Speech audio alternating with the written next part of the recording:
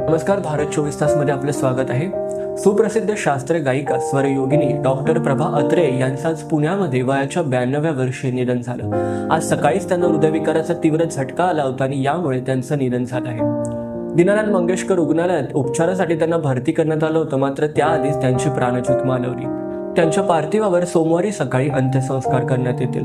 दुर्दैवाची घटना म्हणजे आज मुंबई येथे त्यांचा कार्यक्रम होता आणि या कार्यक्रमासाठी संध्याकाळी त्या मुंबईमध्ये उपस्थित राहणार होत्या, मात्र याआधीच ही दुर्दैवी घटना घडली। 2 वर्षापूर्वी डॉक्टर प्रभा अत्रे यांना संगीत क्षेत्रातील उत्तम कामगिरीसाठी पद्मविभूषण सोहळा देऊन सन्मानित करण्यात आलं होतं। त्यांची संगीत क्षेत्रातील कामगिरी ही सर्वांनाच लक्षात राहील अशी आहे। अशा या महान विभूतीस भारत 24 तासच्या संपूर्ण टीमकडून भावपूर्ण आदरांजली।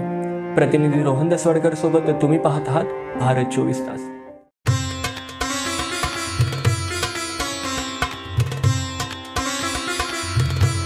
भारत 24 तास, संपूर्ण माहिती, संपूर्ण सत्य।